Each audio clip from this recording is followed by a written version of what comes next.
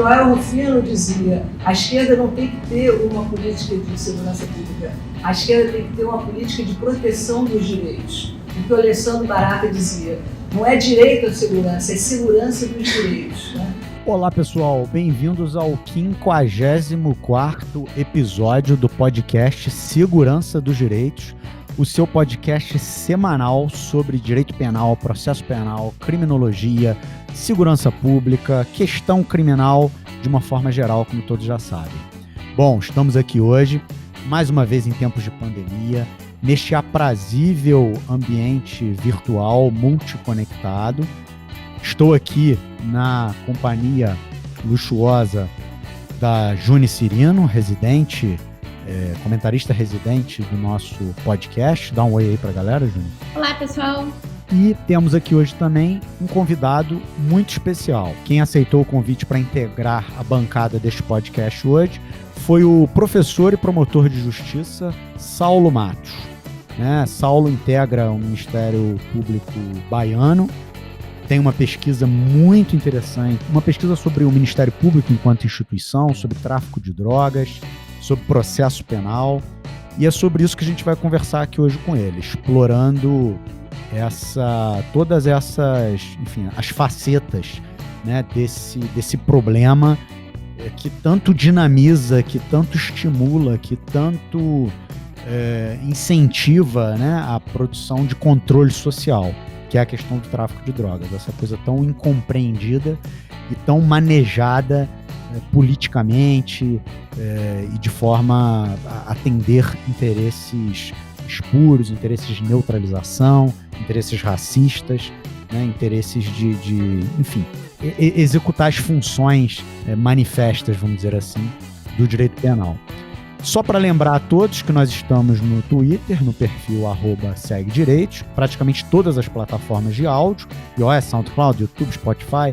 Temos aquele e-mail que todos já conhecem, que é o seguranca2direitos@gmail.com, de maneira que não faltam ferramentas, caminhos, oportunidades para a nossa audiência qualificada entrar em contato conosco.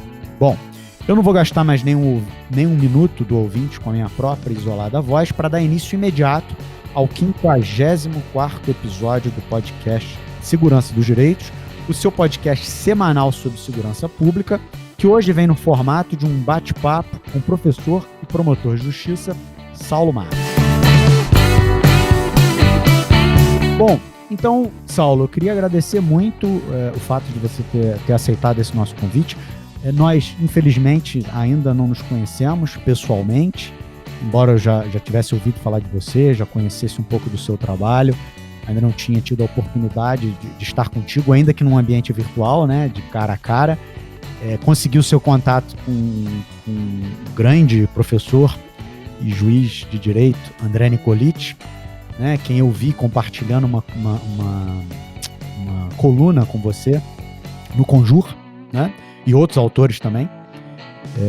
E foi ali que me ocorreu de pedir a ele o contato e tentar estabelecer esse contato, essa relação para te trazer aqui. Então eu queria agradecer, dizer que para nós é uma satisfação muito grande de tê-lo aqui conosco para fazer uma conversa sobre esse tema que é tão difícil e tão tormentoso, a partir de uma perspectiva que aqui nesse podcast é um tanto quanto inusitada, né? Eu falava aqui nos bastidores, né?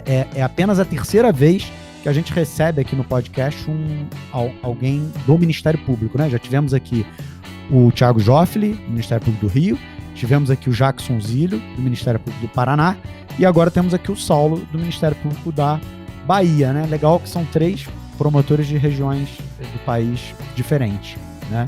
De maneira que é um prazer enorme ter você aqui com a gente hoje, Saulo. E se apresenta aí e dá um oi pra galera, por favor. Olá, grande satisfação estar aqui. Meu nome é Saulo Matos, como foi dito, promotor de justiça, professor. Estou aberto aqui para esse grande e belíssimo diálogo. Legal. Saulo, eu queria começar do começo, né? Você tem um livro muito interessante cujo título é Ministério Público, Persecução Penal e Tráfico de Drogas. Eu queria começar esse bate-papo um pouco falando, digamos assim, do primeiro terço do seu livro, da questão do Ministério Público. Eu queria ouvir um pouco de você e dizer que me interessa muito isso, sobretudo porque você está na trincheira de defesa do Estado Democrático, Quer dizer, como que você vê a atuação do Ministério Público, né, não apenas em tese, mas concretamente falando, né, no exercício dessa função de preservação do Estado Democrático de Direito? Que papéis você acha que o Ministério Público deve desempenhar, de um ponto de vista ideal, né? E eu queria que também que a tua fala contivesse uma certa crítica institucional, quer dizer, que papel ele desempenha e como que isso pode ser ajustado em prol da construção de um Estado democrático de direito vibrante, vamos dizer assim. Bem, essa é uma pergunta importante, aberta, de retrospectiva histórica e também de contemporaneidade, de localização do Ministério Público na nossa modernidade diária. Né? O que é o Ministério Público? Veja que quando a gente pergunta o que é o Ministério Público, a gente já esconde uma outra pergunta. Quem é o Ministério Público? Quem são as pessoas que compõem o Ministério Público, que integram o Ministério Público? Quais são as categorias sociais, raça, gênero? São aspectos relevantíssimos que às vezes não são tocados e não são lembrados, porque há já um processo de colocar como se fosse numa caixa de mármore, no sentido de institucionalização. Quando se fala apenas o Ministério Público, isso acaba invisibilizando a matéria humana que integra o Ministério Público e o confronto dessa matéria humana para que, de fato, com o contato que efetivamente o Ministério Público tem no processo penal, que é a nossa ambiência, né? Quem são as pessoas com quem o Ministério Público lida no dia a dia. Então, teria uma história ampla. Algumas pessoas, alguns professores, a história do Ministério Público vai se reportar uma ideia de Egito, outros vão trazer uma versão mais contemporânea a própria ideia de 1789, ali na Revolução Francesa, com os ideais de liberdade, igualdade, fraternidade. E eu quero parar aqui, apenas nesse ponto aqui de um ideal de liberdade, de igualdade, de fraternidade, porque esses ideais, dando aqui, obviamente, um salto histórico, estão conectados com o que está visto ali no artigo 127 da Constituição, quando se diz que é dever do Ministério Público defender direitos, garantias indisponíveis e sociais e proteger o regime jurídico e a ordem democrática.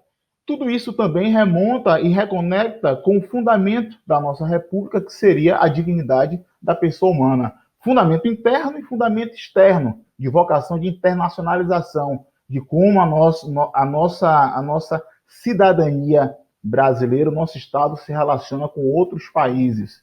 Mas vamos focar aqui efetivamente no Ministério Público. Então, quando eu penso numa conexão de ideais revolucionários, supostamente revolucionários, porque sabemos muito bem que 1789 foi uma revolução conduzida por poucos, né, voltada para poucos, e é daí que se vai extrair, basicamente, uma contemporaneidade, uma visão contemporânea de Ministério Público. Devemos, já pegando esse gancho, Rafael e Johnny, perceber se, de fato, o Ministério Público também, ao ter uma alocação constitucional para defender direitos e garantias fundamentais, não está fazendo esse uso apenas para poucos ou poucas pessoas. Essa já é uma primeira dimensão crítica. A questão é que, se você consegue visualizar a atuação do Ministério Público de forma muito nítida na área da saúde pública, na área da improbidade administrativa, que são áreas efetivamente voltadas e vocacionadas para direitos transindividuais, e hoje já temos uma discussão muito forte de amplificação dessa discussão de direitos transindividuais, quando nós vamos falar de processos estruturais, quando se dá no processo penal, por conta de uma historicidade punitiva e opressora que representa o Estado persecução e o Estado punição, parece que esses direitos e garantias fundamentais ficam tanto quanto suspensos e não se consegue visualizar de uma forma nítida como se dessa atuação do Ministério Público a conciliar uma postulação pela punição com a necessidade de responder e proteger direitos e garantias fundamentais. Por isso, utilizando uma palavra que aquece o nosso diálogo, Rafael, o tom crítico. Quando nós temos que pensar o Ministério Público atuando no processo penal, temos que fazer uma leitura constitucional, mas uma leitura criminologicamente orientada. Uma leitura criminologicamente orientada no sentido de uma criminologias críticas e, diria mais, criminologias pós-críticas. Também para se perceber o Ministério Público como órgão ou instituição concretizadora de uma política criminal. Significa dizer que, a todo momento, com a vontade de dar concretização a uma ideia constitucional de proteção da dignidade humana, o Ministério Público ele tem um dever de, ao propor a persecução penal, ser leal, ser justo, ser equilibrado. Eu não diria, e isso aqui daria espaço para um podcast exclusivo, a expressão promotoria imparcial. Entendo muito bem quando a doutrina diz que o Ministério Público ele é um Ministério Público imparcial, porque se preocupa com essa autocontenção persecutória e punitiva que deve ter o promotor de justiça quando está diante ali de uma situação classificável como crime. Só que quando nós colocamos uma ideia de imparcialidade do Ministério Público, podemos voltar a um equívoco de confundir o Ministério Público com a própria magistratura, que tem por excelência e definição uma noção de imparcialidade e de busca de equidistância em relação aos atores processuais. Na Itália, por exemplo, fala-se uma magistratura de pé, né? Uma magistratura vertical. Este conceito que para alguns foi bem recebido no sentido de entender que o Ministério Público aqui no Brasil também seria uma magistratura de pé, ele se desloca para essa ideia de Ministério Público imparcial. Só que a sociedade, e eu diria principalmente as pessoas que participam do processo penal, têm por dever saber qual é o posicionamento do Ministério Público. Então, o Ministério Público no processo penal ele entra como um sujeito processual, e isso, enquanto parte no processo, de obediência inafastável, com um olhar voltado para a Constituição. Isso não significa dizer que ele é imparcial à semelhança de um juiz. Ele deve ser, sim, respeitador e garantidor de direitos e garantias fundamentais. Então, eu estou fazendo aqui apenas uma ambientação, uma conceituação, para nós conseguirmos visualizar o que de fato queremos do Ministério Público brasileiro. Hoje, por exemplo, em discussão, em questão, se o Ministério Público deve se sentar ao lado da magistratura ou não. Por óbvio que não. Por óbvio que não. Por óbvio que não. Quando nós estamos pleiteando essa postura de estar ao lado da magistratura, quando na verdade estamos ali exercendo a ação penal, deduzindo o juízo, a pretensão acusatória, ao final e ao cabo, nós estamos aqui querendo relembrar uma espécie de relíquia institucional que funde o Ministério Público com a magistratura. E aquele que está processado, ele deve saber quem de fato o processa, quem de fato cabe por julgá-lo e quem de fato vai defendê-lo. Então, essa já é uma discussão de assentamento do nosso sistema processual penal, de assentamento de uma ideia de acusatoriedade penal. A estética processual, ela combina um valor filosófico, um valor de justiça democrática. E estar de forma frontal com a defesa, isso não significa ser adversário da defesa, embora se fale de um sistema adversarial, e aqui já daria tema para um outro podcast, eu não estou me autoconvidando para vários podcasts, que é discutir se a adversariedade, se o caráter adversarial é o mesmo que a acusatoriedade, mas isso não coloca o Ministério Público numa situação menor, ao contrário, na qualidade de gestor democrático do exercício da persecução penal, de gestor democrático do seu ofício, ele se coloca numa postura minimamente porque formal, de igualdade formal, com o outro lado da demanda, sem esquecer da sua funcionalidade de defender direitos e garantias fundamentais. Defender direitos e garantias fundamentais é exigir do Ministério Público uma postura de equilíbrio no exercício da sua função. Quando o Ministério Público, na minha compreensão da contemporaneidade, me valendo aqui de uma indagação do filósofo italiano Giorgio Agamben, o que de fato é o contemporâneo? O que é o contemporâneo para o Ministério Público? O que é o contemporâneo para o sistema processual penal? O que é o contemporâneo para o processo penal? Quais dispositivos regem o processo penal brasileiro?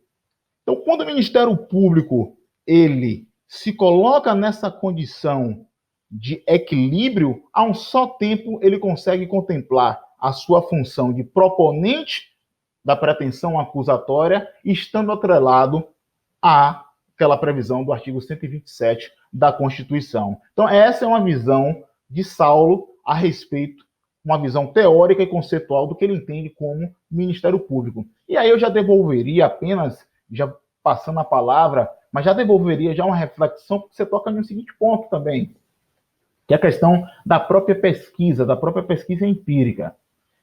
Fala-se muito na questão de ser fiscal da lei. Isso não impede que o Ministério Público, quando ele exerce um controle externo e extrajudicial da atividade policial, ele está sendo fiscal da lei. Mas eu gostaria de saber o seguinte: se foi feita alguma pesquisa, por exemplo, em que se colocasse, uma pesquisa empírica que se colocasse o quantitativo, apenas estou falando de uma pesquisa quantitativa, de incidências de fiscal da lei em determinados procedimentos judiciais. Se em processos penais de viés condenatório, por quantas vezes, por exemplo, a pegar o processo de tráfico de drogas, há uma identificação de que o Ministério Público ali está atuando na qualidade de fiscal da lei. Então, quando você trabalha com essa dubiedade, apenas uma dubiedade de nomenclatura, porque a minha proposta não afasta essa ideia de respeito aos direitos fundamentais, você deixa de apresentar para o outro lado uma real noção da expectativa comportamental do Ministério Público.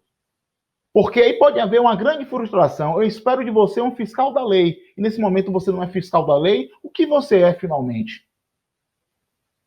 O que você é finalmente? Esta é a indagação. Recentemente saiu um artigo, né, na Folha de São Paulo, de Luigi Ferraioli, esclarecendo, teve que dar essa entrevista para de fato se dizer que não há uma ideia de garantismo penal integral, né, como se propugna por aí, não há essa possibilidade, ou seja, não há sustentáculo doutrinário, conceitual e científico nesse sentido, e isso é importante para se entender que quando nós pensamos numa Constituição com direitos e garantias fundamentais, que são direitos e garantias fundamentais de uma afirmação histórica, para utilizar a expressão de Fábio Conte Comparato, estou falando de um regime penal e processual penal garantista. Não abolicionista, mas garantista. Porque há ali também, na Constituição, alguns mandamentos de referência criminal, de punição. Mas o fundamento, a estrutura desses mandamentos está mergulhada nos direitos e garantias fundamentais. Esta é a visão que nós temos que ter, e este é o nosso marco positivo, teórico, criminológico e de interpretação. Só é possível pensar em política criminal viável, em criminologia viável, a partir desta lógica. Isso numa conceituação teórica, mas sabemos de detalhes da prática que vamos ficar desenvolvendo aqui no nosso podcast. Olha, Saulo, eu estou muito tendente a terminar esse podcast por aqui, porque se eu deixar você falando mais um pouco, você vai revitalizar o Ministério Público brasileiro de um jeito que eu vou ficar aqui super entusiasmado e querendo fazer concurso para promotor, porque a defesa que você faz, a defesa, não é a defesa, né? Mas a forma como você conceitua a instituição e insere a instituição Ministério Público nesse projeto de radicalização da democracia é muito estimulante, é muito instigante, é muito bacana, assim, é muito bom ver enfim, deste lado do processo penal, né? Vamos lidar com o processo penal como processo penal de parte, que é o que ele é, né? É muito bom ver que desse lado do processo penal tem gente tão ligada nessas questões, né? Tem gente teorizando a partir dos fundamentos da democracia, tem gente teorizando o Ministério Público a partir dos fundamentos da democracia. Isso é uma coisa que realmente me enche de alegria. E você me assusta, assim, positivamente nessa capacidade que você tem de inserir o Ministério Público nesse projeto de democracia radical, né? É um negócio que chega a ser bonito ouvir você falar. Mas tem uma questão aqui também, que é o seguinte, de fato, né, hipoteticamente ou talvez idealmente, essa postura do Ministério Público é uma postura que, enfim, é desejável, não só dizendo isso do ponto de vista de uma advogada criminalista que está sempre na defesa, sempre no embate com o Ministério Público, mas de um ponto de vista de concretização de direitos sociais, etc., é muito desejável essa postura do Ministério Público. Mas aí, além de uma postura do Ministério Público que seja efetivamente de concretizador de direitos, a gente volta um pouco para um ponto que você falou, que é de perceber o Ministério Público como um concretizador de política criminal, e enquanto política criminal, aí a gente encontra um problema, porque ainda de um ponto de vista ideal, um Ministério Público que atue realmente como garantidor de direitos, como, enfim, uma instituição que seja para a efetivação da Constituição. Quando a gente vai falar de política criminal, a gente enfrenta um problema, porque política criminal como a gente encontra no Brasil não é política criminal da maneira como a gente gostaria que fosse, certo? É política penal, é uma política de puro massacre, de, enfim, apenas aplicar penas cada vez maiores, cada vez com maior incidência, enfim. Então, a gente, mesmo idealmente, ainda precisaria desse outro lado, né, de uma boa política criminal para ser efetivada por um bom Ministério Público, né? Só complementando, quando isso que a Júnior falou, quer dizer, acho que tem muito a ver com aquela reflexão que você coloca sobre o Ministério Público imparcial. Porque eu acho que essa coisa da imparcialidade preconizada do Ministério Público, ela traz uma coisa inerente a ela que é extremamente prejudicial à defesa. Porque se a defesa está brigando com um sujeito que é imparcial, e que se quem vai julgar o cliente da defesa também é imparcial, você tem dois imparciais contra um parcial. Quer dizer, ele já começa o jogo perdendo, né? Então, quando você faz a diferença, quer dizer, a circunstância de um Ministério Público ser um órgão público estatal comprometido com os mandamentos constitucionais e eventualmente comprometido com a verdade material do processo, de um jeito que até a defesa não está, né? Isso não transforma o Ministério Público num sujeito processual imparcial, né? Como você colocou tão bem. Eu acho que essa reflexão é muito boa. E uma outra coisa que eu queria colocar para você, quando você fala da legitimidade do Ministério Público, né? Eu não sei, Saulo, eu tenho a impressão que, e essa é uma reflexão, e que eu queria muito ouvir tua opinião sobre isso, que o Ministério Público, né, e aí eu estou falando de processo penal, né? Que é onde a gente tem o nosso problema principal, eu acho, né? O nosso calcanhar de Aquiles. O Ministério Público ele tem um excesso de legitimidade ativa no processo penal. Eu não sei o que você pensa sobre isso. Essa é uma percepção de advogado, de defesa, que não entende, às vezes, por exemplo, o Ministério Público como legitimado ativo numa ação penal que apura um crime patrimonial ou que apura um crime, enfim, cujo bem jurídico afetado é absolutamente individual e não transborda daquele conflito. Né? E mesmo assim você tem ali o Ministério Público acusando, né? Mesmo assim, é estelionato, quem acusa? É o Ministério Público. O furto, quem acusa? É o Ministério Público. Então, assim, eu não sei tanto quanto esse desenho institucional previsto na Carta de 88, também não criou um órgão assim tão plurimultifacetado que deixa ele, na prática, às vezes, né, um pouco perturbado no caminho a se seguir, né? Eu queria ouvir um pouco o que você pensa disso também. Duas reflexões bem instigantes.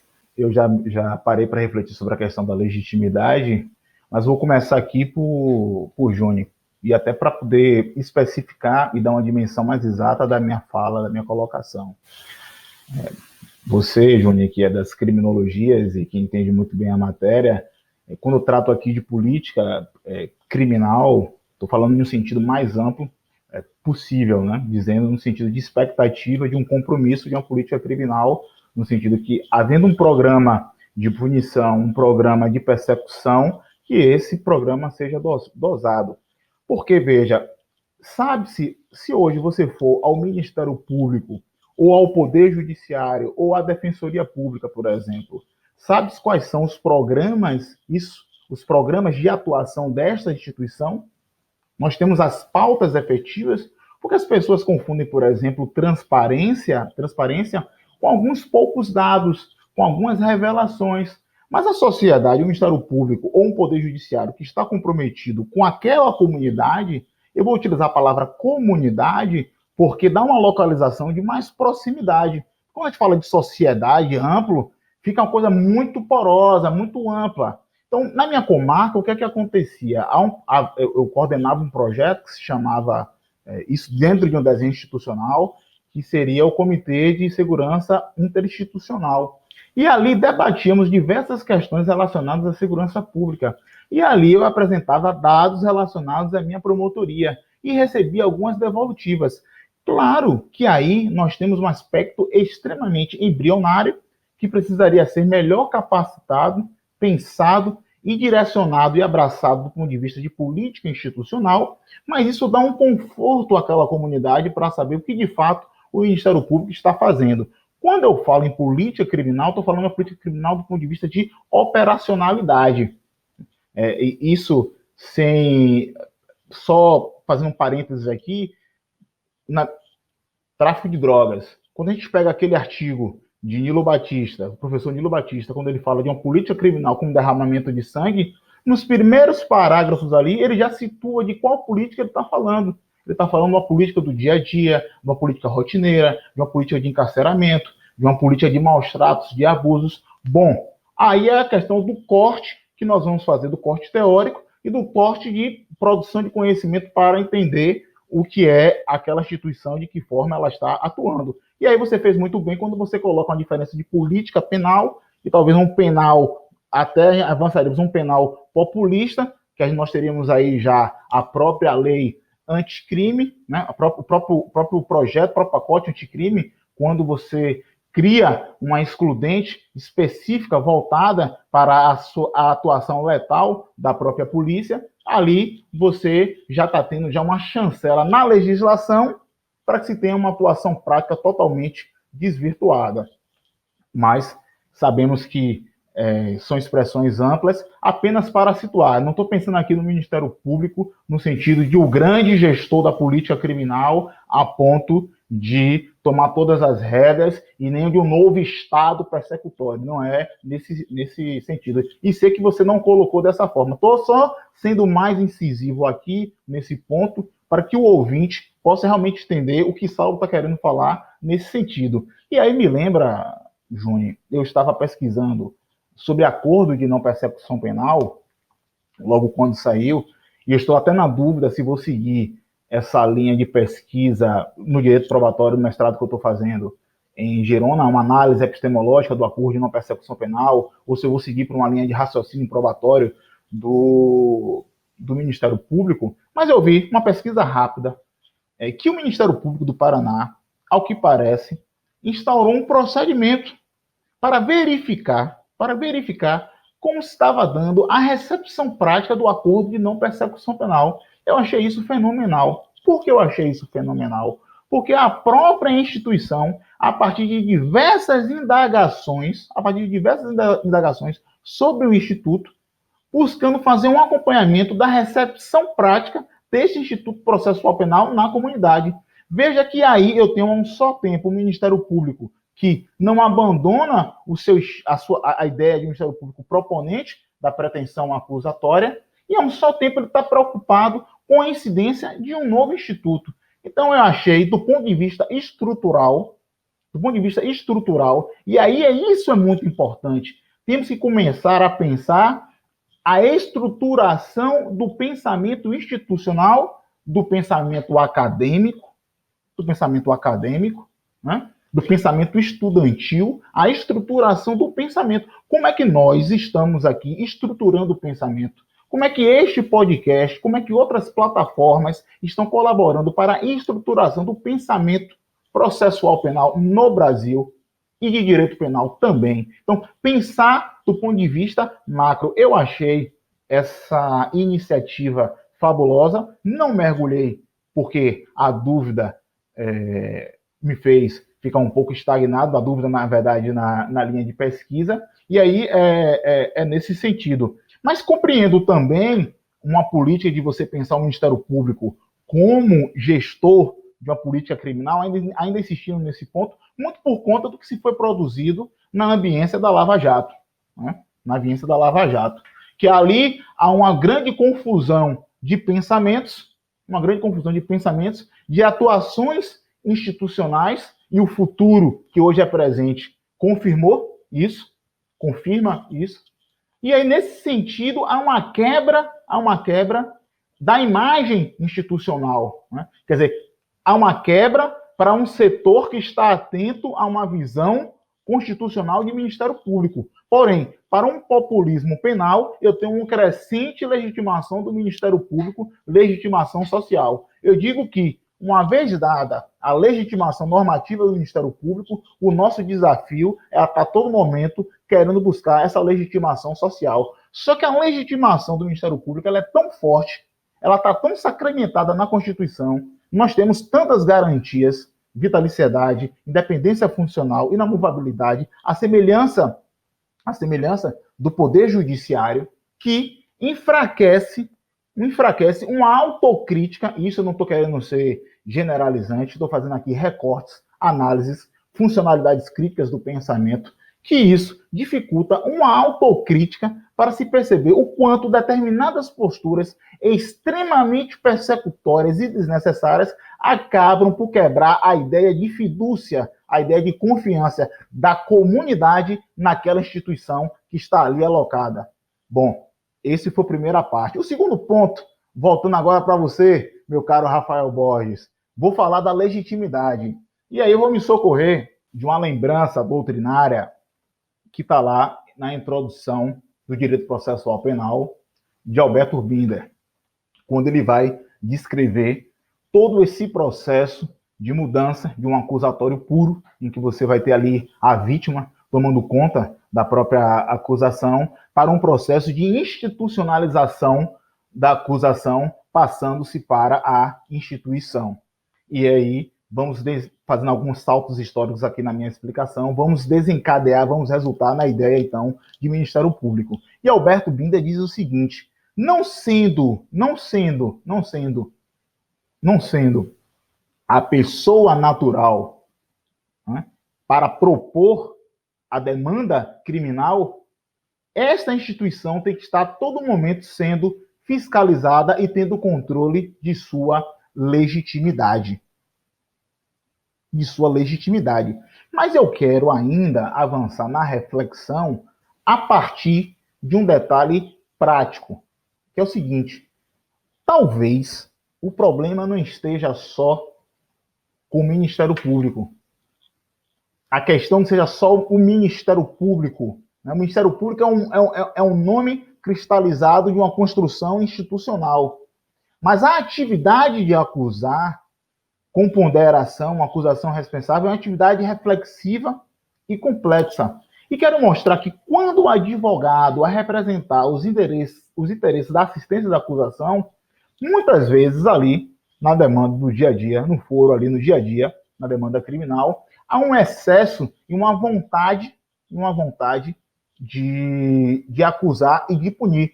Em diversas situações, eu fiz uma oposição a uma determinada postura da assistência de acusação que não estava de acordo com o meu estilo de acusação, que seria uma postura mais equilibrada, porque entendia que ali, naquela função, havia uma visão de acusação, porém num estilo privatístico liberal, no sentido, vou punir porque eu quero ainda resguardar um interesse patrimonial também da vítima. Não interesse patrimonial no sentido de honorários. Não cabe a mim esse tipo de avaliação. Não é nesse sentido que eu estou querendo falar. Então, temos que pensar que você toca em um ponto que é o desenho institucional. É um desenho do nosso processo penal. Como queremos configurar essa legitimação? E aí, quando você coloca representação para o crime de estelionato, quando você descriminaliza algumas condutas, quando você coloca para o juizado especial criminal, quando você retira algumas possibilidades, acho extremamente interessante e acho extremamente saudável. Porque até mesmo porque nós vamos ter um equilíbrio dessa função que é dada como perene e eterna e serena.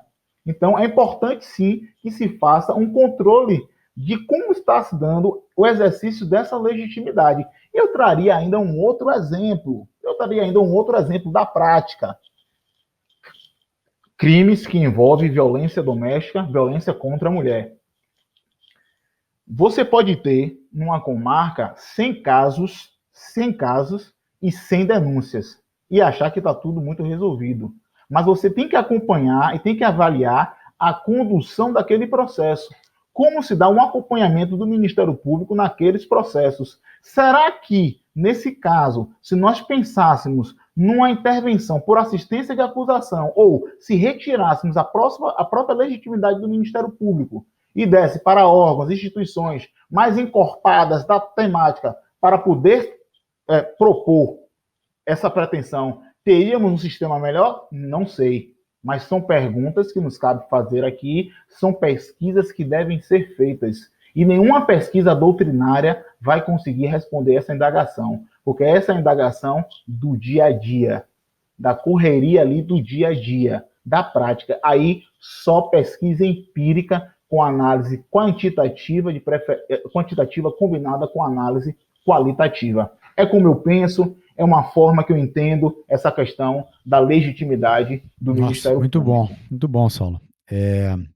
Eu queria, Saulo, avançar um pouco aqui no nosso bate-papo por um campo que você também domina muito, que é a questão do tráfico de drogas, né? E eu queria ouvir um pouco, primeiro, eu queria que você desse uma passada, assim, um pouco pela sua pesquisa, né, que é uma pesquisa muito profunda e muito interessante. E aí eu queria fazer um alerta para o ouvinte, quem ainda não ouviu, ouvir o episódio que nós fizemos aqui, eu e a Júnia, com a Ana Luísa, recentemente, também sobre a pesquisa dela, que envolveu também tráfico de drogas e envolveu dados empíricos recolhidos na cidade de Salvador, né? O Saulo não é um promotor que oficie na cidade de Salvador hoje, né? Ele está a alguns quilômetros de Salvador, mas é um promotor que integra o Ministério Público do Estado da Bahia, que, portanto, está, de alguma forma, próximo a essa realidade, e que tem pesquisa também na área. Então, eu queria ouvir um pouco, eu queria que você falasse um pouco da sua pesquisa e um pouco dessa... Qual que seria o papel, qual é a função do Ministério Público na compreensão dessa questão das drogas no Brasil, que é uma questão que é a questão por excelência da política criminal, né? É o crime é a lei que responde por 30%, 40% do nosso sistema carcerário, né? Uma lei que tem absolutamente tudo a ver, a criminalização das drogas tem tudo a ver com as opções da nossa política criminal. Eu queria, então, que você falasse um pouco sobre isso. Antes de responder, eu queria até agradecer a oportunidade de, mais uma vez, estar falando sobre esse tema. Porque quando a gente escreve um livro, a gente acha até que já se deu por satisfeito em relação àquele tema. Entende que, já não tenho mais nada a dizer. E o que é que está acontecendo é que nessas comunicações públicas, novos insights estão surgindo a partir das falas ou até mesmo na própria fala. Então pode até ser que nesta fala aqui surja algo de interessante ou posteriormente. E até escrevi acabei de escrever um texto que brevemente vai estar sendo veiculado com meus parceiros, as minhas parceiras de escrita, André Nicoliti, Charlene Borges, Lívia Vaz, que fazendo uma breve noção aqui, sem ser spoiler, que é tratar do tráfico que se consuma nas zonas de comunidade e nas zonas nobres, né, que se consideradas zona sul. Algumas diferenciações. Tudo isso que eu falei até agora prepara essa nova parte da fala. Porque uma vez compreendido qual é a visão de Saulo sobre o Ministério Público, qual a interpretação que entende cabível sobre essa instituição, eu agora vou justificar como é importante se fazer uma pesquisa empírica para provocar, não só no Ministério Público, a Rafael Júnior, mas em qualquer instituição, inclusive até para um determinado setor de uma academia, setor acadêmico de uma universidade. É você perceber se de fato o que você apresenta para a comunidade científica, para a comunidade de forma geral, de fato corresponde à prática. A pesquisa empírica ela se dá nesse sentido. Então, qual é o discurso que se publiciza relacionada ao Ministério Público quando a questão é drogas, quando a temática é drogas? Que as instituições, de modo geral, e aí está o Ministério Público, voltam-se destinam-se ao combate ao narcotraficante. E aí já utilizam a própria linguagem de guerra, combate ao narcotraficante. E aí a comunidade, a sociedade, a própria mídia, há um texto de Nilo Batista nesse sentido, de mídia e poder punitivo, de como colabora para a construção de um poder punitivo, avassalador. Então, isso, quando você fala já em traficante, as pessoas já pensam já numa ideia de um Pablo Escobar, ou de um grande, já pensa já numa determinada localização geográfica do Rio de Janeiro, ou em Salvador, nas cidades. Mas quando você vai olhar no dia a dia, e é o que minha pesquisa apresentou, você vai ver que não é nada disso. Como regra, a persecução penal ela está voltada para o tráfico, que poderia ser muito bem classificado ou como tráfico privilegiado, que hoje perfeitamente cabível o acordo de não persecução penal para o tráfico privilegiado. Vejam quantas persecuções penais foram instauradas e estabelecidas para situações de tráfico que hoje podem ser categorizadas como tráfico privilegiado e cabíveis o acordo de não persecução penal, ou até mesmo uma situação que está ali no limite e poderia ser considerada como o artigo 28, porte para consumo. Porém, devidamente é colocada como tráfico de drogas. E poderia avançar mais ainda e dizer que essa situação poderia ser considerada como um fato atípico, se nós, com uma boa doutrina, utilizássemos o princípio da insignificância para afastar essas situações que são situações irrelevantes. Então, o que a minha pesquisa faz é cobrir uma lacuna no panorama acadêmico, porque ela cobre uma lacuna. Porque hoje você tem pesquisa relacionada à atuação do Poder Judiciário, Marcelo Semer.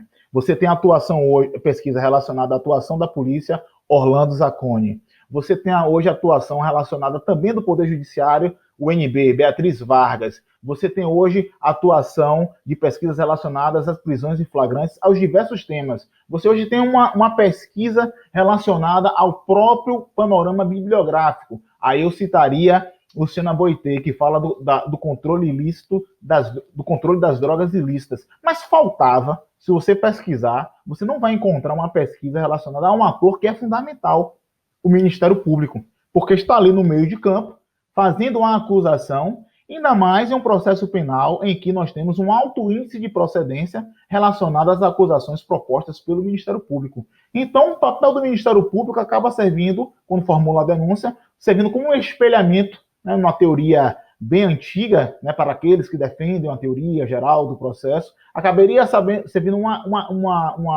um espelhamento de uma futura condenação. Então, a pesquisa ela provoca uma ferida no narcisismo institucional.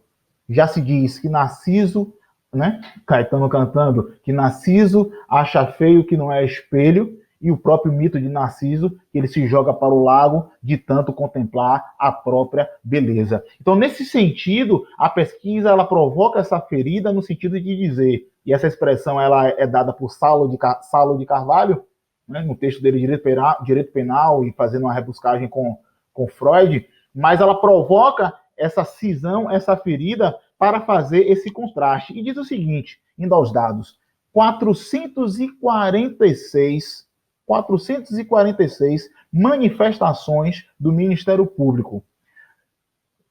Dados levantados do período de abril a junho de 2016. De 446, eu tenho um percentual de praticamente 90 denúncias.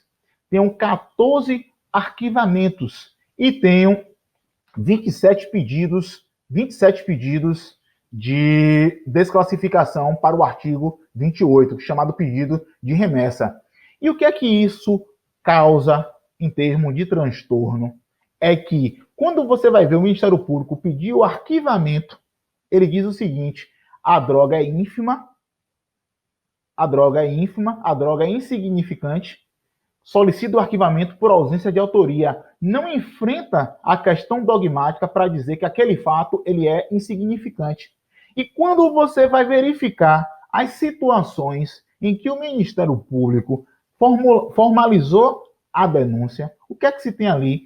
Pouquíssima droga. A faixa predominante ficou entre 10 gramas a 50 gramas para qualquer droga. Bem entendido quanto aos arquivamentos. E na denúncia, o que você identificou nessa coleta de dados aí que você fez? Bom, na denúncia, Rafael, o que é que eu encontrei? Eu encontrei uma faixa, a droga predominante foi a maconha, que é considerada, pelos estudos científicos, uma droga leve.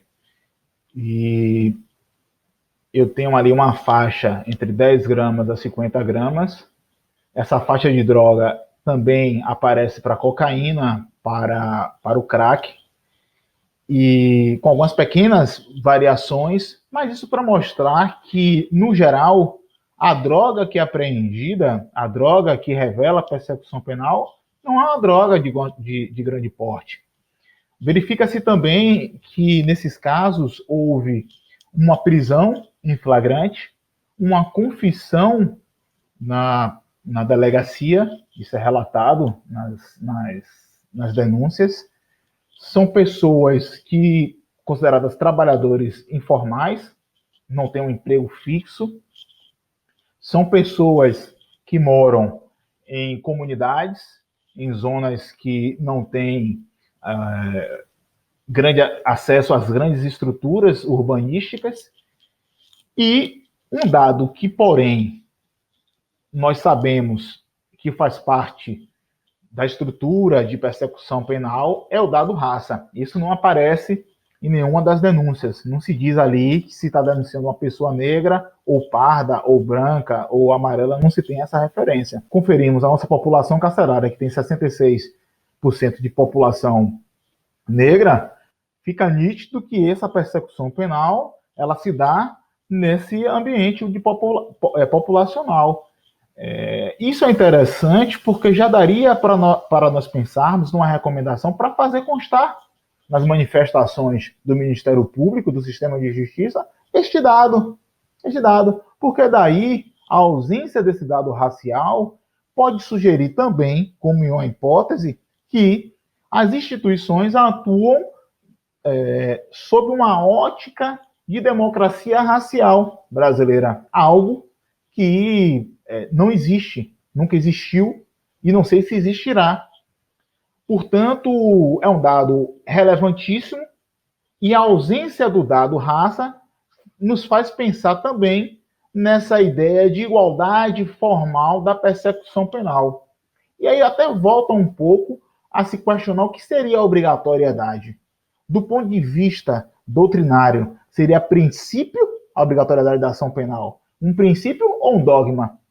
Como ele pode ser um princípio de obrigatoriedade se no momento da propositura da ação você não chama para conversar outros princípios para que você possa flexibilizar e interpretar melhor se há necessidade ou não de se propor aquela demanda criminal? Então, na verdade, a obrigatoriedade da ação penal fica muito nítida nos processos de tráfico de droga, em que para situações de pouca lesividade, e às vezes até de ínfima lesividade, você tem uma resposta do Ministério Público que resulta no processo criminal. Outro achado empírico é que quando você tem, independente da quantidade, se você tiver uma combinação de drogas, 2 gramas para maconha, 2 gramas para cocaína, entende-se que ali se teve a prática de tráfico de drogas.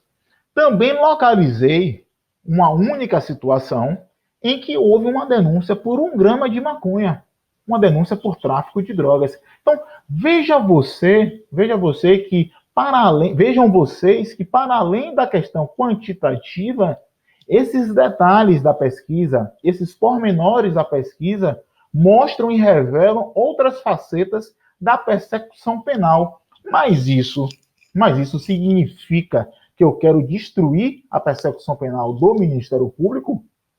É uma pesquisa iconoclasta? Não se trata disso. O que está se querendo colocar é devolver, mostrar a imagem mais parecida com a realidade e dizer: Ministério Público, você quer continuar nesse formato de persecução penal? Não seria interessante se estabelecer um diálogo interno para nós, então, discutirmos o que de fato queremos com a persecução penal com determinados crimes? Tráfico de drogas é uma situação repetitiva. Será que seria possível, sem violar o princípio da independência funcional, estabelecer um consenso interpretativo dentro da instituição para se dizer: olha, até aqui tráfico de drogas, até aqui porte para consumo, até aqui insignificância, e se você, promotor, quiser divergir desse posicionamento, você terá uma carga argumentativa maior no momento em que você for concretizar seu ato processual? Poderia a Procuradoria-Geral, depois de uma ampla discussão interna, estabelecer instruções gerais, ao contrário do que acontece com a persecução penal em outros países, a se falar de uma persecução penal estratégica, como acontece no Chile, em estabelecer instruções gerais para se dizer: vamos ver qual é a persecução penal que de fato queremos estabelecer? Isso é substancializar a prática de persecução penal com valores vinculados a direitos e garantias fundamentais. É você fazer um papel de persecução penal preocupado também com os resultados danosos à humanidade que se encontra ali naquele processo penal. Então, a pesquisa, ela acaba encontrando uma atuação que é dada pela irracionalidade persecutória e irracionalidade punitiva. Isso não tem nada a ver com ignorância, com ausência de informação, mas sim com desacordo de informações, na medida em que você tem uma mesma faixa de droga que é utilizada para propor a acusação e uma mesma faixa de drogas que você, às vezes, é utilizada para solicitar o arquivamento. E como fica isso? Para aquele que, de fato, está sendo ali encontrado pela persecução penal? Ou, às vezes, era essa palavra que eu ia utilizar, mas achei que pudesse ficar injusta, alvejado pela persecução penal. Então, quando eu faço essa leitura para identificar um subsistema de acusação do Ministério Público que se dá nos períodos de abril e a junho, e 3 meses foram suficientes, porque depois as situações ficam repetitivas, e aí eu me valho de um princípio da pesquisa empírica, que é o princípio de saturação. Eu não preciso ir adiante metodologicamente, porque vai ser o mais do mesmo, eu apenas teria uma extensão quantitativa, mas isso se deu por suficiente nesses 3 meses. E aí você devolve à instituição uma possibilidade de discutir a persecução penal. E essa lógica, Júnior e Rafael, vale não só para o tráfico de drogas, vale para todos os grupos de crime que você esteja ali. Crime contra a dignidade sexual, crimes patrimoniais. Temos que discutir isso, os nossos critérios, né? As nossas razões de acusar. Me lembro que no Congresso Nacional que eu participei, havia um promotor que apresentou uma tese sobre o furto. E eu disse: perfeita a tese. Nada nada, vamos dizer assim, extremamente avançado. Eram critérios para o princípio da insignificância, algo mais racional, dentro de uma proposta de reduzir e de destensionar a persecução penal, e que ali eu percebi que essa proposta foi peremptoriamente recusada. Eu tomei um susto. Eu digo, não é possível. O que parece óbvio para mim, o que parece lógico para mim, e não quero isso chamar boas festas, boas-vindas, né? Você é um promotor legal, ou como não quero, você é um promotor irmã Dulce. Eu teria até uma história para contar, um caos jurídico sobre essa história de classificação promotor irmã Dulce, né? Um promotor que não pune, um promotor que não pune com aquele rigor que se espera. E, no entanto, aquela tese ela foi recusada. Então, veja você por que ela recusa. E aí, por que essa tese é recusada? Aí a dogmática, ela não dá conta dessa resposta. Aí a gente vai ter que se valer de uma análise, não vou nem falar de criminologia e de política criminal, mas também estão aí, mas de uma análise de ciência política, de teoria do poder. E aí, para estudarmos o processo de alocação constitucional do Ministério Público, teríamos que pesquisar e ir nos livros de Fábio Cash, né, e de Rogério Bastos Arantes, que vai tratar de como foi disputado o processo de estabilização constitucional do Ministério Público na Assembleia Constituinte de 88, que não foi nada assim tão pacífico. Só a expressão controle externo da atividade policial deu uma grande discussão, até porque são diversas bancadas que se encontram ali, diversos interesses institucionais. E eu me lembro que, ao ler esses autores, eles utilizaram a expressão lobby. E eu fiquei até preocupado, tenso, Ministério Público e lobby. E é no sentido de lobby, porque lobby acaba tendo sempre uma conotação pejorativa, mas lobby no sentido de disputa da arena política. Estamos permeados de política, né? Então, são seres políticos. Então, isso vai mostrar, então, voltando para a questão da persecução penal, que ou o Ministério Público avança dentro de si para discutir a sua política institucional de persecução, ou vai estar aberto cada vez mais e fragilizado cada vez mais a essas críticas que têm se mostrado justificadas em boa parte, e em outra parte tem se mostrado também injustificada na medida que não se conhece de fato o que o Ministério Público, e se espera também algo muito onírico do Ministério Público. Então há uma dose de crítica que ela deve ser acolhida, uma boa dose, mas há uma outra dose também em que você quer que o Ministério Público se comporte a partir do seu marco teórico.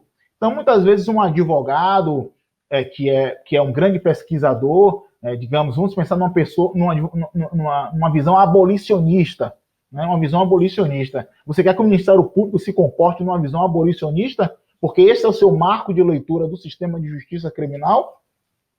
Talvez não haja compatibilidade nessa postura do Ministério Público. E aí se parte excessivamente para uma crítica que beira ao imaginário, né? Ao caminho do onírico. Então a gente tem que assentar o Ministério Público na Constituição e devolver, e a pesquisa tem que devolver, e aí eu utilizo uma expressão chamada pesquisador nativo. É importante que promotores de justiça, até por uma facilidade de acesso aos dados da instituição, façam pesquisas sobre o que é a sua instituição. De igual maneira, defensores públicos, de igual maneira, poder judiciário e de igual maneira, acadêmicos. De igual maneira, acadêmicos.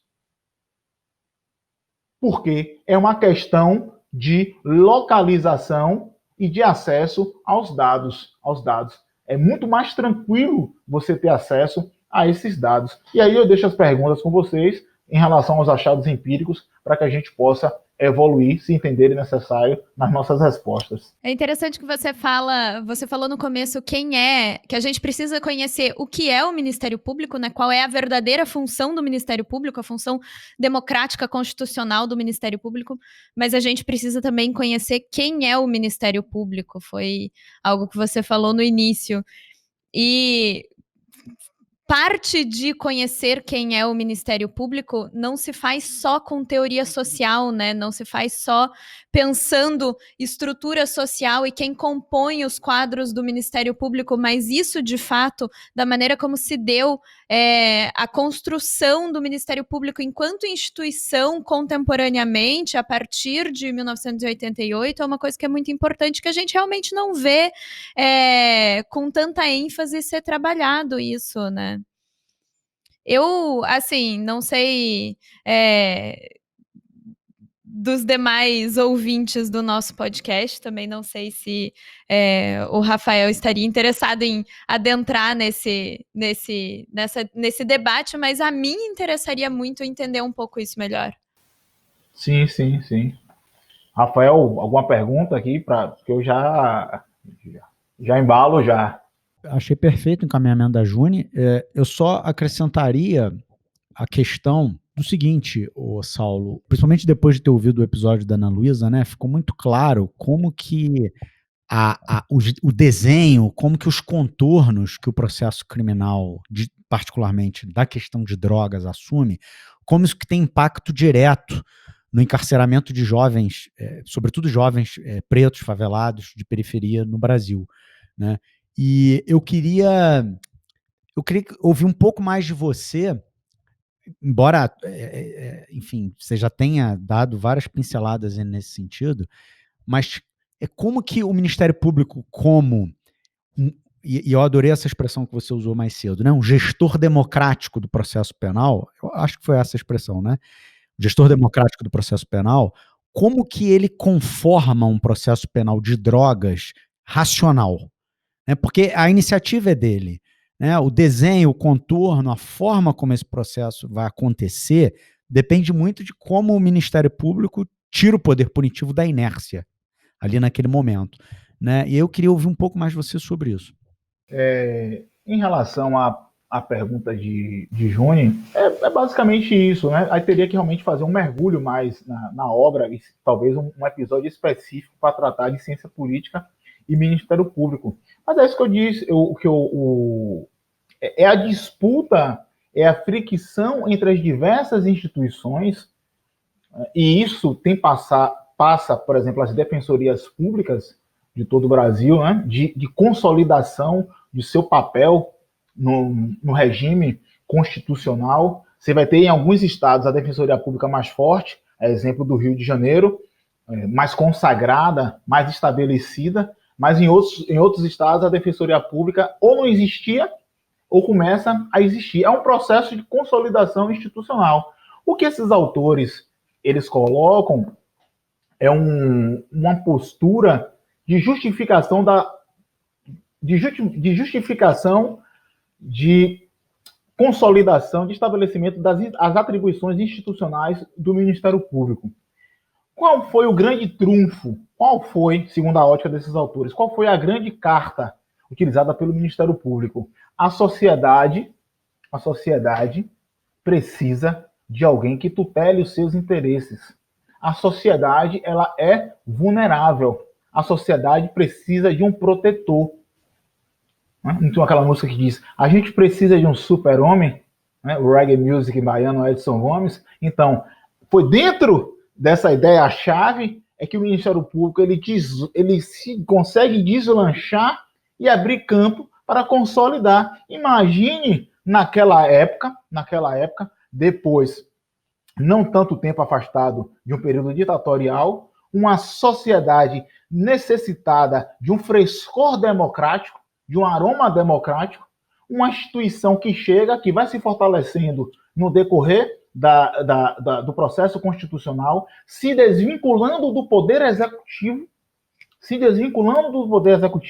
e a Constituição de 88 mata essa história quando diz, ele coloca o Ministério Público em uma outra dimensão, de fato ali, com o seu regime constitucional de poderes, e oferece a proteção a uma sociedade brasileira que é marcadamente carente. Então você vai ter o Ministério Público crescendo nos processos de ação de interdição, você vai ter o Ministério Público fortalecendo a proposição de ação penal, controle externo da atividade policial, uma cultura de um Estado policialesco que torturava inquisitorial de abusos sequenciados, de abuso em série. Você olha a oferta que se dá para uma sociedade extremamente carente.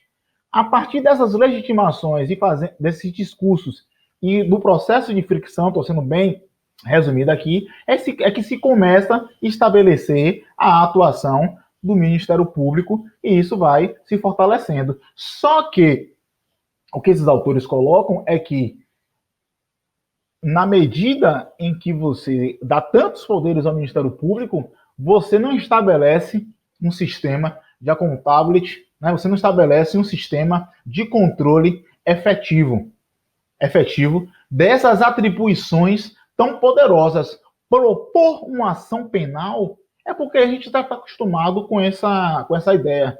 Mas isso é de um poder incrível. Tanto propor como não propor. Se você ser um decisor de uma instância do procedimento criminal, ele não só oferece, ele decide sobre uma interferência de uma liberdade. E aí, eu vou trazer só o seguinte exemplo. Cabe ao Ministério Público, por exemplo, por legitimidade, propor ação de revisão criminal? Vai se dizer que não. Mas veja que nos Estados Unidos, por diversos, depois de uma longa caminhada de erros judiciários, com a participação do Ministério Público, o que é que se estabeleceu lá? Centros de integridade. Dentro do próprio Ministério Público, uma unidade para fiscalizar e observar se o promotor de justiça está cometendo erro ou não. E uma vez cometido o erro pelo aquele Ministério Público, ele faria um papel de ele teria legitimidade, essa instância de integridade teria legitimidade também para um lado da advocacia discutir a revisão daquele caso penal com habeas corpus review.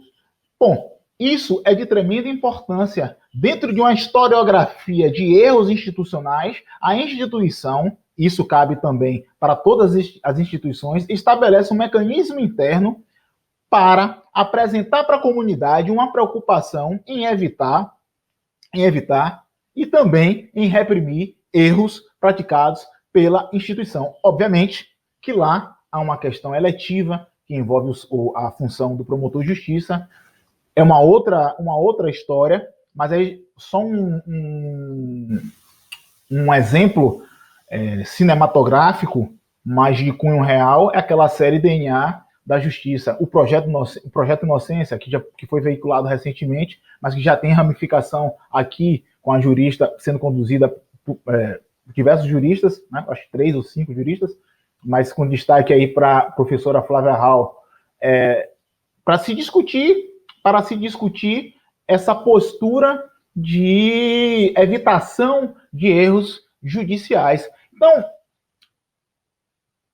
a ponte que eu queria fazer ainda nessa pergunta de Júnior é que perceba que quando você sobrecarrega hoje, no contemporâneo,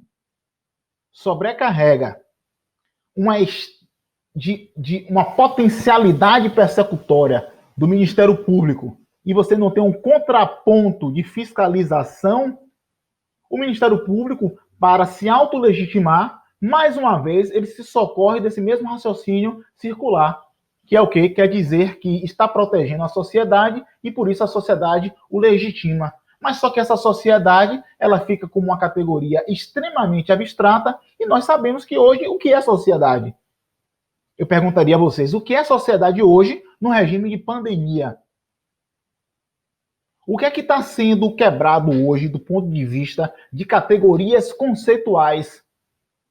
Se você ler um romance hoje, você teria condições de dizer se isso é ficção ou é realidade? Esse é um ponto. Então, há um deslocamento de eixo. Então, quantas demandas LGBTQ+, quanta fluidez das nossas existências, quantas necessidades de descriminalização e de criminalização em alguns pontos.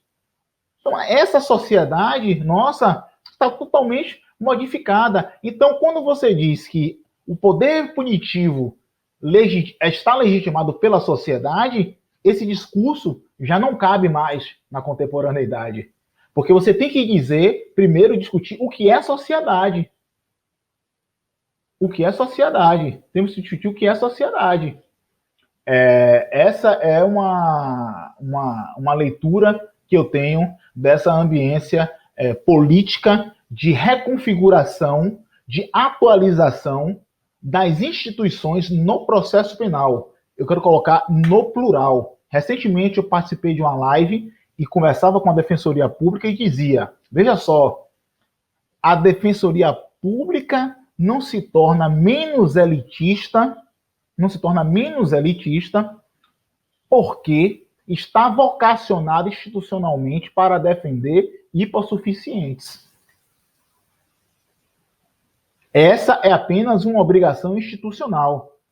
Promotor, juiz, defensor, acadêmicos fazem parte, em regra, de uma classe média alta. Este é o cenário brasileiro de privatização do conhecimento e da formação das carreiras institucionais. Não fica ninguém, porque essa é uma demanda da estrutura social brasileira. É como eu penso. Eu achei muito legal a maneira como você conduziu essa tua explicação, porque e acho que cabe explicar isso aqui, talvez para os nossos ouvintes eventuais e até mesmo para você, Saulo, se, enfim, a gente tem tangenciado de uns episódios para cá, eu diria do início do ano para cá, a gente tem tangenciado um pouco uma temática a respeito do fortalecimento das instituições, enfim, dos limites da autonomia de atuação das instituições. Então, ter essa tua compreensão foi algo muito bem-vindo, inclusive para esse debate que a gente tem, né, ainda que de maneira secundária, de maneira tímida, talvez, aqui no podcast, é algo que é relativamente recorrente nos nossos episódios. Mas acho que, enfim, com isso encaminho de volta para a pergunta do Rafael. Perfeito, eu acho que está muito completo e, infelizmente, Saulo, a gente está realmente chegando aqui ao final do nosso episódio. A conversa está muito fluida, mas a gente tem aqui o nosso limite de horário. Eu gostei muito. Quando você fala da coisa da sociedade, né, me faz pensar o seguinte, mas aí até antes disso, que porra de sociedade é essa na sociedade de classes? Né? Como você coloca muito claramente, né? Você, embora não tenha usado essa expressão, né, explicitamente, sociedade de classe, mas é disso que a gente está falando. Como é que você pode tratar a sociedade como esse ente uniforme, essa coisa coesa, né, essa coisa que parece que está sempre em uníssono, dentro de um regime capitalista, em que cada pequena parte dessa sociedade tem interesses específicos, brigam politicamente por seus interesses específicos, instrumentalizam as instituições públicas, Ministério Público, magistratura, advocacia, blá, blá, de acordo com seus interesses específicos. Né? Que sociedade é essa? Então, isso que você falou me fez muito pensar nisso. Saulo, muito bom, cara. Eu acho que você é pano para manga, assim, a gente precisaria realmente de uns 3, 4 episódios para esgotar tudo que a gente ficou com vontade, todas as janelas que você abriu, mas espero que esse seja o primeiro de muitas visitas suas aqui à nossa bancada. Gostaria, desde logo, de deixar aqui o convite para que você retorne outras vezes e que a gente possa aprofundar outras questões, vários pontos aqui que a gente, enfim, falou até nos bastidores que eu acho que mereciam ser aprofundados. Eu acho que você é um interlocutor ideal para muita coisa que fervilha e borbulha aqui na minha cabeça quando a gente fala de processo penal. Eu queria devolver a palavra para você, fazer algumas coisas. Vou devolver a palavra para você com algumas tarefas. Eu preciso que você se despeça da nossa audiência qualificada. preciso que você deixe pra gente uma dica cultural de um livro, com a única condição de que esse livro não seja um livro jurídico, e também que preciso que você conte pra gente o causo que te falaram que você é o promotor irlandês, que eu fiquei com muita curiosidade. E com isso a gente vai encerrar o nosso episódio. Rafael, há um quê de rebeldia em mim, e aí eu cumprir essas tarefas, mas antes apenas dar uma rápida fechada para não deixar sua pergunta em aberto. Essa questão dos critérios mesmo, né? Eu acho que o Ministério Público tem que discutir quais são os seus consensos de acusação, apresentar isso para a comunidade. Não pode um promotor sair de uma promotoria e o outro volta e diz, não, a independência é funcional e dá uma interpretação diametralmente oposta. Hoje, o Ministério Público Federal tem a Câmara de Coordenação e Revisão, promove alguns enunciados interpretativos, para se dizer, por exemplo, que até 25 sementes, importações de 25 sementes de maconha seria insignificante. É um caminho a se pensar.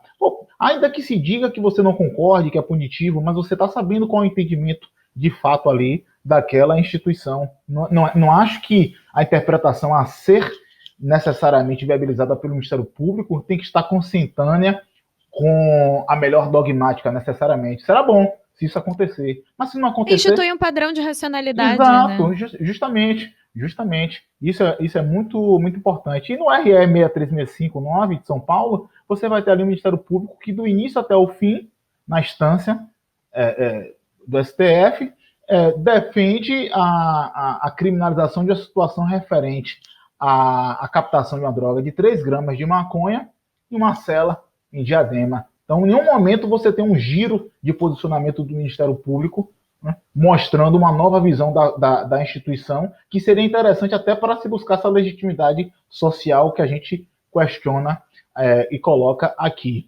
Bem, muito feliz com o convite de vocês, me senti super à vontade, fui super espontâneo, como eu gosto de ser aqui. Eu sempre digo que cada palavra é uma viagem, parece que as teorias vão aparecendo, as concepções vão ocorrendo. Eu gostaria de indicar aqui a antologia poética de Ferreira Goulart e Olhos d'Água também, de Conceição Evaristo, para ficar, eu acho que é uma boa dupla de acompanhamento literário. E gostaria também de indicar uma postura literária, né? Escrever poemas, colocar para fora aquilo que está dentro de você, porque a poesia equilibra a pressão, deixa o nosso estado mental mais calmo, às vezes um pouco mais alvoroçado. Em relação à história do promotor Irmanduce, fui na comarca, que eu trabalhava na comarca de Jequié, e havia um determinado cidadão, e veja só como é a questão dos estereótipos, né? Que a gente, mesmo querendo buscar uma índole libertária, democrática, a gente encontra essa barreira do estereótipo. E havia um cidadão, um senhor, que era dado como louco, né? Como as faculdades mentais não muito perfeitas.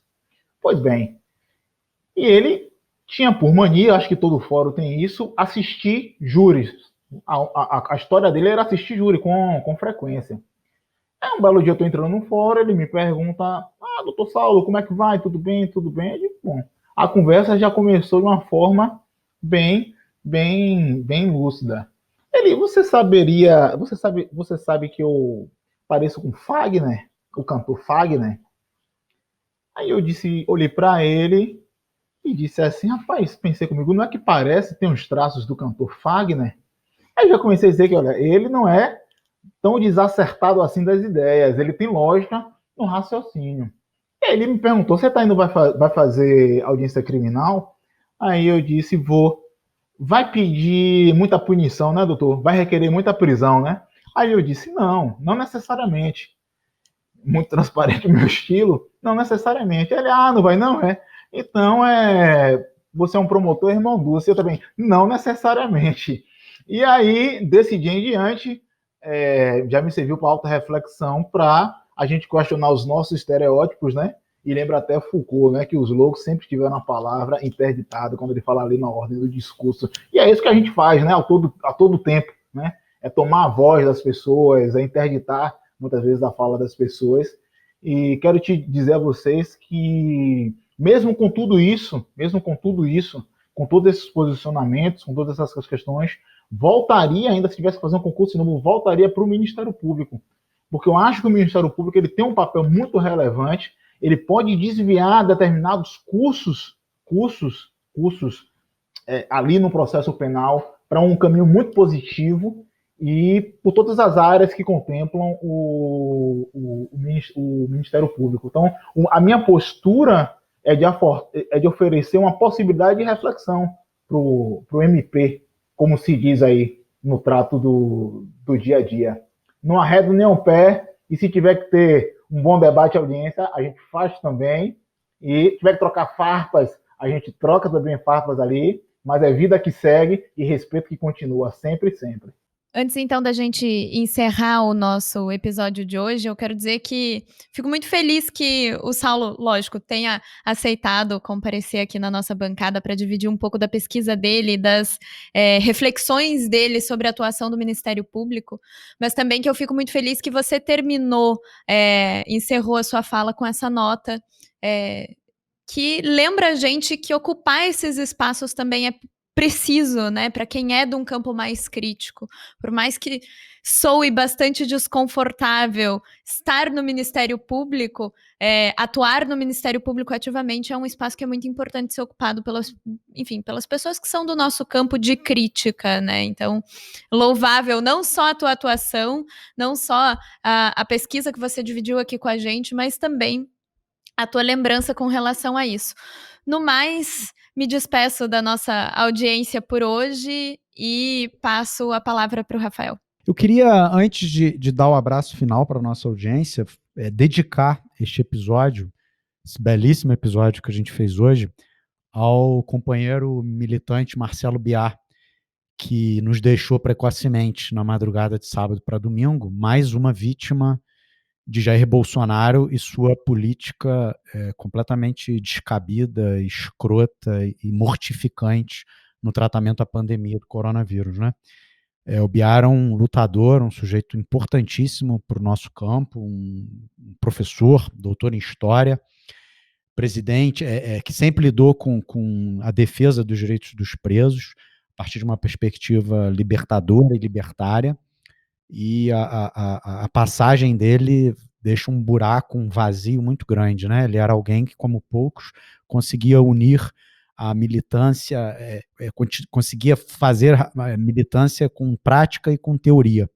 Era um teórico profundo e conhecedor da questão prisional e da realidade do sistema carcerário brasileiro, mas era, antes de tudo, um prático, era uma pessoa que atuava ali no front, reduzindo danos, promovendo liberdades, garantindo a conscientização de presos, de seus familiares, e nos deixou com 53 anos, porque o Brasil não tem condição de lidar com essa doença, né? Não tem condição, é uma coisa, são as mortes evitáveis, né?